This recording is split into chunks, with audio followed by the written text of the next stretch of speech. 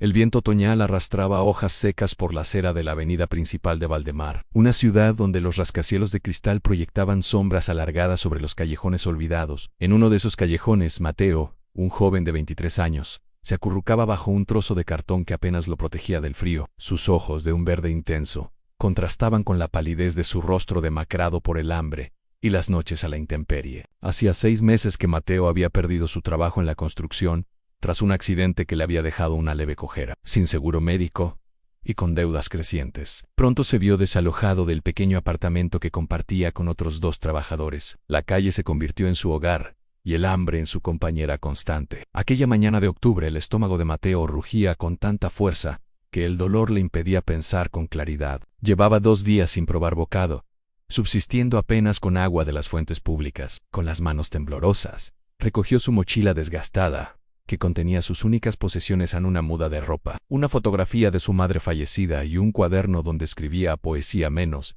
y se dirigió hacia la zona comercial. En el otro extremo de la ciudad, Elena Vidal descendía de su Bentley frente al restaurante L.A. Tuile, el establecimiento más exclusivo de Valdemar. A sus 42 años, Elena era la CEO de Vidal Enterprises, un imperio inmobiliario que había heredado y multiplicado exponencialmente. Su figura esbelta, enfundada en un traje de diseñador, y su cabello negro recogido en un moño impecable, imponían respeto allá donde iba. «Señora Vidal, su mesa está lista», anunció el maître con una reverencia. Elena asintió sin mirarlo, mientras revisaba los últimos correos en su smartphone. Una reunión de negocios la esperaba, pero había llegado con 20 minutos de antelación, como era su costumbre. Mateo, que deambulaba por la zona buscando algún contenedor donde pudiera encontrar algo comestible, se detuvo frente al restaurante. El aroma que emanaba de la cocina hizo que su estómago se contrajera dolorosamente. A través de los ventanales, podía ver las mesas elegantemente dispuestas y los platos elaborados que los camareros servían con precisión milimétrica. Impulsado por una desesperación que nublaba su habitual prudencia,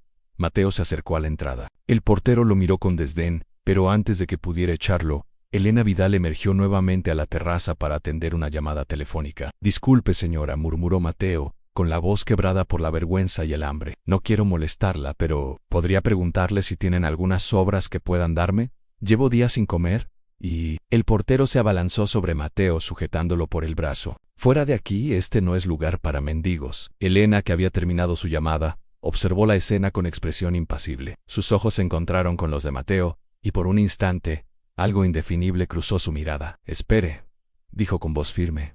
El portero se detuvo, sorprendido. «Déjelo». El silencio cayó sobre la entrada del restaurante. Los comensales de las mesas cercanas observaban la escena con una mezcla de curiosidad y desdén. Mateo, con la cabeza gacha, sentía que cada segundo bajo aquellas miradas era una eternidad.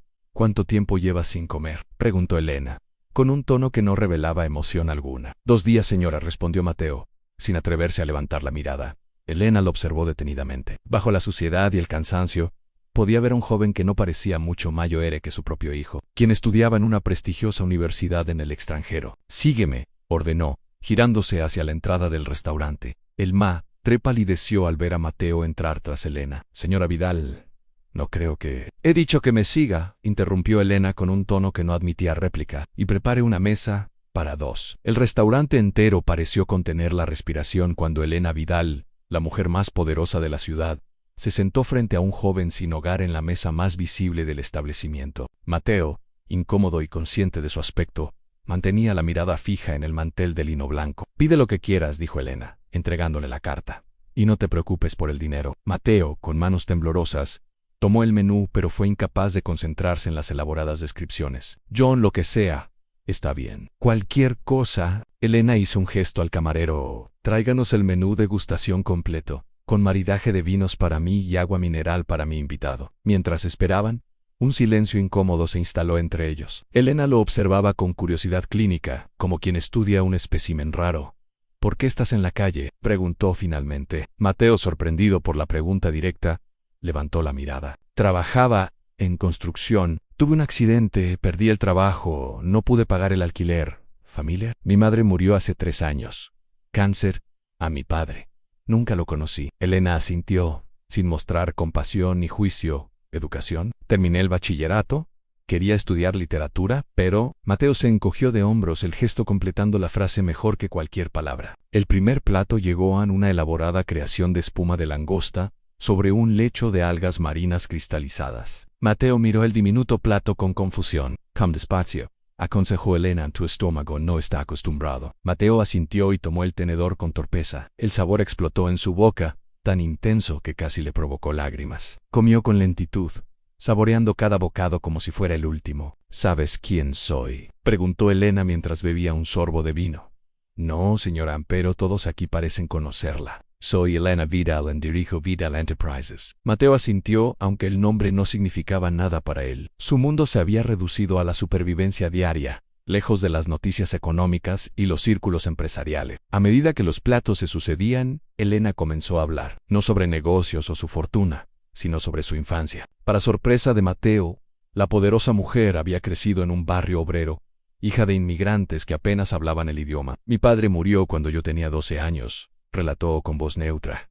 «Mi madre limpiaba casas para mantenernos. A los 15, yo ya trabajaba después del colegio en una cafetería». Mateo la escuchaba, fascinado por esta revelación inesperada. La imagen de la fría empresaria comenzaba a transformarse ante sus ojos. «¿Cómo llegó a todo esto?», preguntó, haciendo un gesto que abarcaba el lujoso restaurante. Elena sonrió por primera vez, un gesto que suavizó las líneas de su rostro. «Mi tío, el hermano de mi padre, falleció sin hijos. Nos dejó un pequeño negocio inmobiliario, 3 edificios de apartamentos en mal estado». Mientras el postre, una compleja estructura de chocolate y frutas exóticas, era servido, Elena continuó su relato. Había trabajado día y noche, estudiando economía por las mañanas y administrando los edificios por las tardes. Renovó los apartamentos uno a uno, reinvirtió las ganancias, compró más propiedades. «La gente cree que heredé un imperio», dijo con amargura. «Lo que heredé fue una oportunidad. El imperio lo construí yo, ladrillo a ladrillo». Mateo asintió, comprendiendo por primera vez que tras la fachada de riqueza y poder, había una historia de lucha no tan diferente a la suya. «¿Y tú?», preguntó Elena. «¿Qué harías si tuvieras una oportunidad?».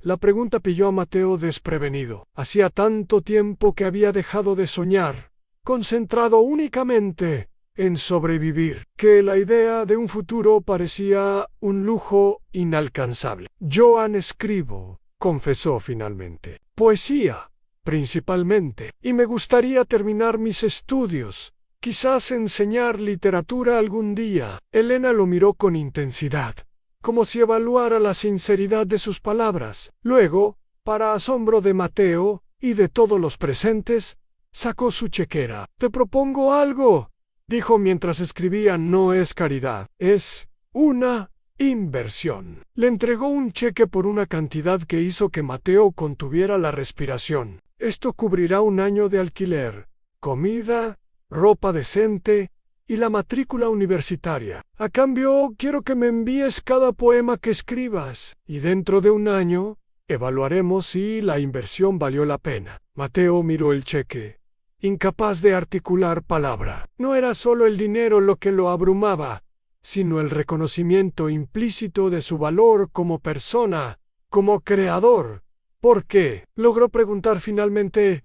«¿Por qué yo?». Elena guardó su chequera y lo miró directamente a los ojos. «Porque hace 30 años yo estuve a punto de dormir en la calle, y alguien me dio una oportunidad». Un año después, el auditorio de la Fundación Vidal para las Artes estaba repleto. La élite cultural y empresarial de la ciudad se había dado cita para la presentación del primer poemario de Mateo Ruiz, titulado «Cartografía del hambre». En primera fila, Elena Vidal observaba con expresión serena, mientras el joven que una vez le había pedido sobras subía al escenario. Mateo, vestido con sencilla elegancia, se acercó al micrófono. Su cojera apenas era perceptible ahora, y su rostro, antes demacrado, irradiaba salud y confianza. El público guardó silencio. «Hace exactamente un año», comenzó, «yo dormía en un callejón no muy lejos de aquí. Mi estómago estaba vacío,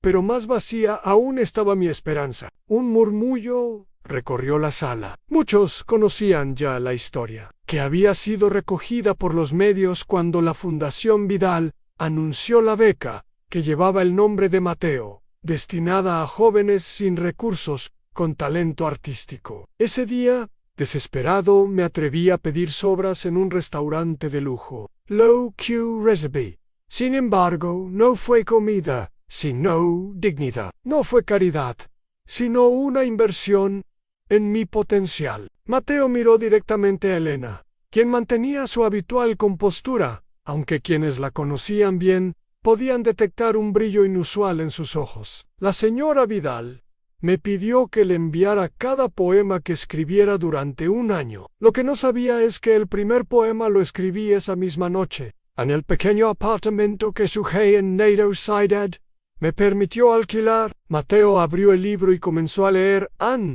Hay un tipo de hambre que el pan no sacia, un vacío que crece en el centro del pecho cuando el mundo te mira sin verte, cuando existes pero no importas. Hoy una mujer me miró a los ojos y vio lo que yo había olvidado, que bajo la suciedad y la vergüenza latía un corazón con sueños intactos. Al terminar la lectura, un silencio reverente se apoderó de la sala, seguido por un aplauso atronador. Elena se levantó, y el público la imitó en una ovación de pie. Cuando el aplauso se apagó, Mateo continuó: durante este año, he aprendido que la verdadera riqueza no se mide en cuentas bancarias, sino en la capacidad de ver el potencial en otros. Elena Vidal podría haberme dado dinero y olvidarse de mí. En cambio, me dio algo mucho más valioso: su tiempo, su atención, su creencia en que yo podía ser más de lo que las circunstancias habían hecho de mí. Elena subió al escenario y, para sorpresa de todos, abrazó a Mateo. Era la primera vez que la implacable empresaria mostraba tal gesto de afecto en público. La inversión ha dado sus frutos, dijo Elena al micrófono. Pero no solo en forma de poesía. Mateo ha completado su primer año universitario con honores. Ha creado un taller literario para jóvenes en riesgo de exclusión y, a partir de hoy, se incorpora al consejo de la Fundación Vidal. Los aplausos resonaron nuevamente. Mateo, visiblemente emocionado, tomó de nuevo la palabra. Quiero terminar con un anuncio. Gracias al éxito inesperado de este libro, he podido crear mi propia fundación Ampan y Poesía, que trabajará para proporcionar no solo alimento, sino también educación y oportunidades artísticas a personas sin hogar. Entre el público, varios jóvenes se pusieron de pie. Eran los primeros beneficiarios del programa, antiguos sin techo que ahora estudiaban o trabajaban mientras desarrollaban sus talentos artísticos. Porque a veces, concluyó Mateo, lo que necesitamos no son sobras, sino la oportunidad de demostrar que podemos crear un festín con nuestro talento. La presentación concluyó con Elena y Mateo anunciando una iniciativa conjunta: la construcción de un centro cultural y residencial para artistas sin recursos en el mismo B donde Elena había crecido. Esa noche, mientras los invitados se retiraban comentando la emotiva presentación, Elena y Mateo se quedaron solos en el escenario. ¿Sabes qué es lo más curioso? Dijo Elena. Aquel día, en el restaurante, yo iba a reunirme con unos inversores para demoler un edificio histórico y construir un centro comercial.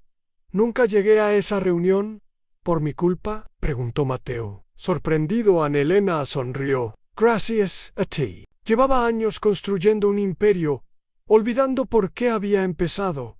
Quería crear hogares, no destruirlos. Tú me recordaste quién era yo antes de convertirme en la señora Vidal. Mateo asintió, comprendiendo que el encuentro había transformado no solo su vida, sino también la de Elena. Entonces, dijo con una sonrisa, ¿quién invirtió en quién? Elena rió.